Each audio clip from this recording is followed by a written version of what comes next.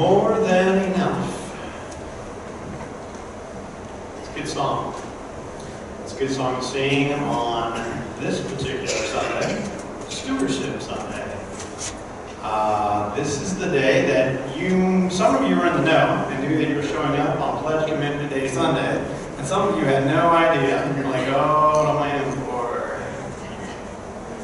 For those of you who didn't know, it'll be all right.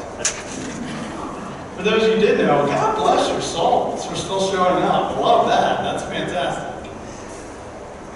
But I want you to keep in mind the song the choir just sang throughout the whole sermon. Because I think it is the key to understanding this particular story with the widow here in Mark chapter 12. We're in the middle of a sermon series called How to Be a Saint. And it might not be the thing that you wake up thinking about every morning. How will I, Justin Spurlock, be a saint today? Right? How will you be a saint today? Well, what if we didn't? What if that's the lens that we looked at our day? What might it be to be a saint in this moment, with this person, in this life situation?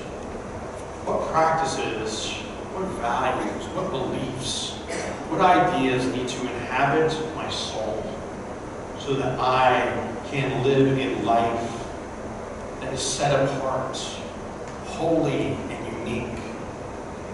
Pastor Matt last week did an awesome job talking about love. He lifted up the greatest commandments: to love the Lord your God with all your heart, your soul, your mind, and your strength. And the second, to love your neighbor as yourself. And he talked to us about a holistic understanding of love. One where each one of those pieces, loving God, loving our neighbor, loving ourselves, are completely intertwined with one another. That in fact, if we have contempt for our neighbor, that means we have contempt for ourselves and for our God. That when we have contempt for ourselves, that means we also hate our neighbor and hate God. But they're all wound up in one another. We must love God and self and neighbor. To love each one of them is to love the whole. How to be a saint means living life through that lens right there. Am I loving myself today? Am I loving my neighbor today? Am I loving my God today? That brings us to the scripture text this morning, the one that you all laughed about. Because the irony is hard to miss, right? Beware of the scribes who like to walk around in long robes. Indeed, robe. It's a symbol of for us Protestants, for scholarship, for distinction, for holiness. But there's also a piece of it that's, well, about me.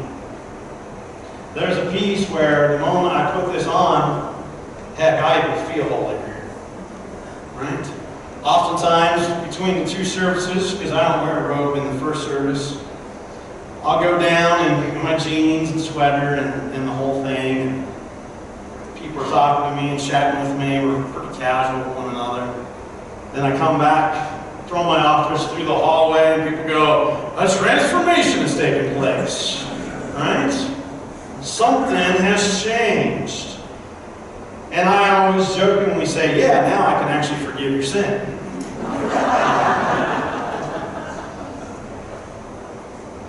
And even though I joke, there is something distinguished about a robe. There's something about these stoles that convey a certain level of holiness to us. The reason why I take it off this morning is because I also recognize there's a level of manipulation that takes place the moment I have this on. Because, as the scripture here talks about, It is religious teachers like Matt and myself, religious institutions like churches, that throughout human history have manipulated the masses, that have used their authority, their power, their influence, their persuasion for bad, for the negative. Sometimes not even horrible things, sometimes just for self. Sometimes just for a little bit more money. Sometimes for a little extra stained glass, essentially. And I'm aware of that this morning in particular because it is Pledge Commitment Sunday. I recognize that as I stand before you asking you to commit to give to our cause here, that there is a deeply entwined relationship that you and I have. And I don't want to be manipulative. I don't want to use this for self-gain. I don't want to even use it for making this place somehow great or amazing. Instead, I want you to commit and give because our shared values, faith, belief, practices, life together is worth investing in. That it's worth being a part of. And instead of me getting up here and saying, every dollar you give to Grace Presbyterian Church this morning is a gift in dollar to God, and if you give $1, God's going to give you back 10. I can do that. You see, I can do that, right? That's not what this is about. This is about us collectively coming together, pooling our funds, pooling our time, pooling the talents and amazing things and gifts that God has put into us to do good together. And so at the end of the sermon, I will be asking you to come up. I will be asking you to fill out those pledge cards. I'll be asking you to give. But not because I want to manipulate you, but because we're doing something good together. Which is where the story turns to this widow. This widow comes to her temple, the seat of her religion, the seat of her faith community, that place where the presence of God is supposed to dwell. And in front of her in line, as she goes up to that collection plate, essentially, are all these people who have plenty. And they give out of their plenty.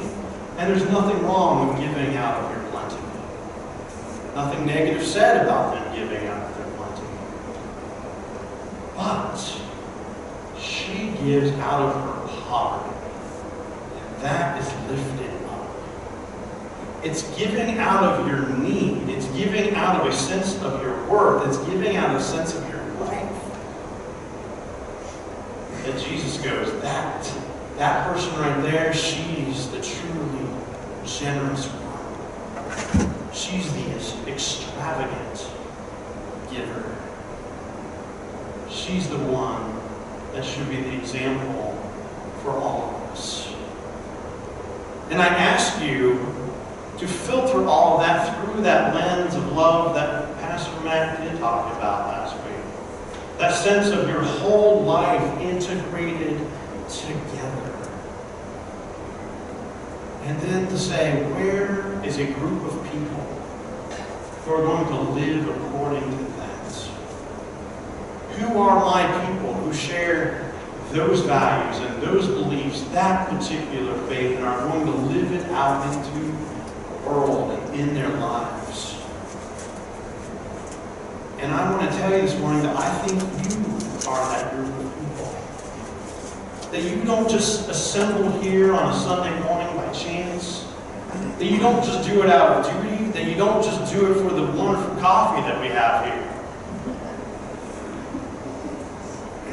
Some of you think the coffee's good, and some of you are laughing because you don't think the coffee's good, okay?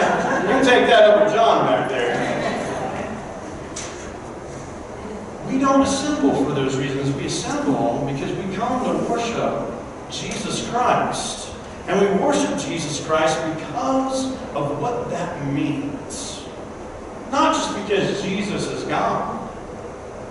He's a particular kind of God. He's the kind of God who will actually make the world, others, my life and your life, better, holier, lovelier, more beautiful. Following Jesus makes a better kind of humanity. And I believe you are those kinds of people. That's why I'm here at Grace Presbyterian Church, is that I wanted to be among people like you as we do this work together. See, Grace Presbyterian Church is an intentionally multi-generational congregation. And I lift that up because, one, it's a really important value of us here. But two, because I find it to be unique and compelling. See, when our kids came up here this morning, one, the fact that kids came up here at all can't be found in a lot of churches today. It used to be found in churches all over the place. Hardly at all anymore. Second, they came to bless men and women who have served their nation, men and women who have given their time, their energy, their sweat, and many of them their blood, for you and me. It's a multi-generational congregation where many of you serve as prayer partners to many of them. Can I tell you how important it is that a child has an adult in their life who's not paid, and who's not their parent or family member, who cares about them, prays about them, is in their life in some way, shape, or form, even if it's in just a small way. The statistics tell us that that one prayer partner will bring down the depression and suicide rates when those kids are teenagers infinitely. Because we're intentionally multi-generational. Sunday school teachers, youth mentors, confirmation mentors, doing service projects together, worshiping together. It impacts them, and it impacts you and me. Because I know that every time I walk in one of these doors and I see one of those kids laughing, it brings me life. And I can see that it brings you life. I can see that it generates something in you that you go, this is part of the reason why I came to church this morning. To be here. Multiple generations of people. In a world that is more and more tribal, where generations are suspicious of one another. I mean, I'm sure many of you have a lot of thoughts about millennials. And guess what? Those millennials have a lot of thoughts about you. Right? Thankfully, I'm from Generation X, and I don't care about either one of those things. But that's in our world right now. And I see churches that are just getting greater, and I see churches that don't have any ounce of wisdom in them because they're all a bunch of 20 and 30-year-olds. And it's good for us to value each one of us, each generation.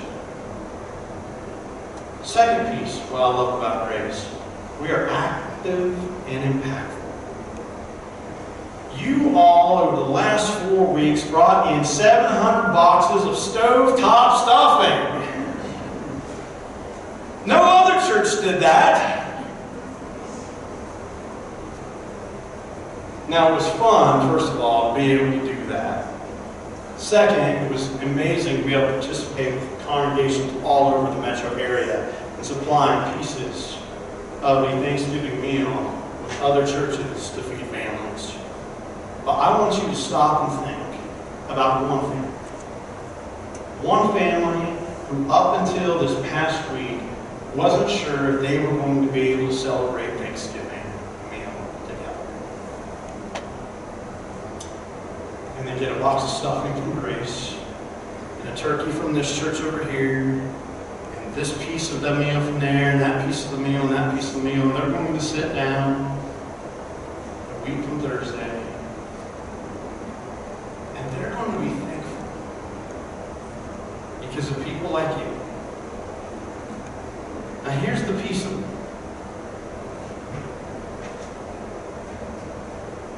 I like stuffing, and I'm willing to give a box of stuffing. I gave lots of boxes of stuffing because of you. See, you and I go out in and out of King Soopers and all the other grocery stores, and there's some group that many of you are probably even part of. They're standing outside with the list and the carts, and they hand it to you, and you begrudgingly walk in and go, okay, sure, I'll get a couple items from the list and walk out. Right? We all do it. Sometimes I'm more enthusiastic than others about it. Right? It depends on what's going on in the day. I'll give a little bit. But because I'm part of a church, and I see the enthusiasm of bringing in boxes of food, guess what? I get really excited. And so I went out and bought a whole bunch of boxes of stuffing because I wanted to participate in this thing that we do together. Because one box of stuffing didn't seem like a lot to me, but seeing all of them together, that seemed like something beautiful. And that one family that got a Thanksgiving turned into 700 families that get a Thanksgiving meal because of your generosity, because of what we do here together, that I don't think would happen as much individually. In fact, I know from statistics and research that it definitely doesn't happen individually. Sure for some, but not for most. When we as people come together in places like this with beliefs like this, we are more generous together. Third thing, this place, you all as a people, are a big tent in a small tent world. I don't know about you, but I am so thankful that last week is gone and done. Because we were inundated and inundated and inundated on every form of communication, media, with message after message after message of vote this way or don't vote that way. I could even handle that to some degree if it wasn't so negative. Castigating people and positions and platforms in such a way that we walk away from it all and have thoughts like, I hate that person, or I hate that party. I can't believe they vote that way. Grace Presbyterian Church is a place filled with people across the platforms, across the parties, across the value systems, across the beliefs and ideas, and you will walk out and you will have coffee together. You will grab one another and extend the peace of Christ to one another. You will stand and you will sing together. We come to the communion table together because we value the fact that we have different ideas and beliefs, and that makes us a better congregation. It makes us a better people and a better place. In a world that is more tribal and smaller and smaller and smaller, I believe in you all because you extend those arms around a wide berth of ideas and beliefs. Republican, Democrat, evangelical and conservative, liberal and progressive. All in one place, worshiping together this morning. Do you know how uncommon that is?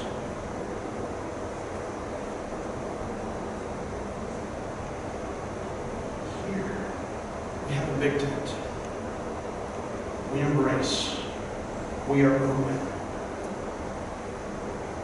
And I think it makes the world a better place. I think if we could do this in more places with more people, it would heal our communities. It would heal our households. It would heal our nation. It would heal our world. When you make a commitment to Grace Presbyterian Church, you're making a commitment to that shared value and belief. You believe that God is working in us and through us to make that better world. And I have to believe that if we disappeared today, that the world would be a worse off place.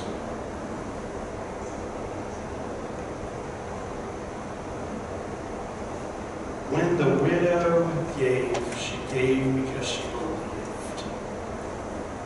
When you and I give in our lives, it's because we believe. If you're like me, you get all the envelopes in the mail from all the charities and all the organizations asking you for money, particularly at this time of year. Okay? One of the ones that I get one from, because I've given there before apparently, is the zoo. Now I love the Denver Zoo. Okay? I love animals. I love watching animals. I love all the research going on at the zoo for animals. I love that place. And when they send me the envelope with a picture of some cute animal already on the envelope, right? I immediately grab it out of the stack, and I know I'm going to give money with it. Because I like giraffes. Okay? And I want to save the giraffes. I'm not sure if giraffes need to be saved even, but I feel like that, based on everything I've read from the Denver Zoo, that giraffes need to be saved. Right? And I like it a lot. I like feeding giraffes. Okay? Because I believe in what they're doing, and I want not just myself, but the world to experience giraffes. I want my son to experience the animals. Then I get envelopes from a whole lot of other places, most of which don't even get opened and go right into the trash. Not because they're not doing good things in the world, but because I don't ultimately believe in them and what they're doing for whatever reason. It's somehow not congruent with me.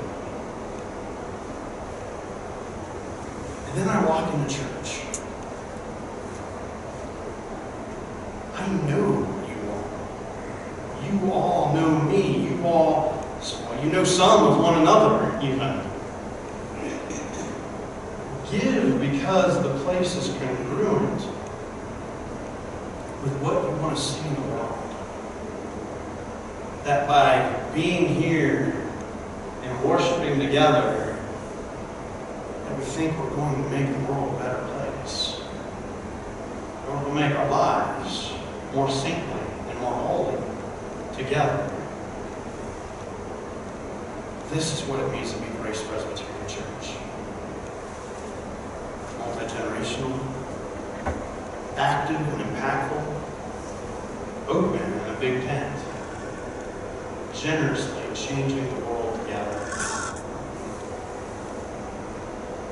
Let's pray.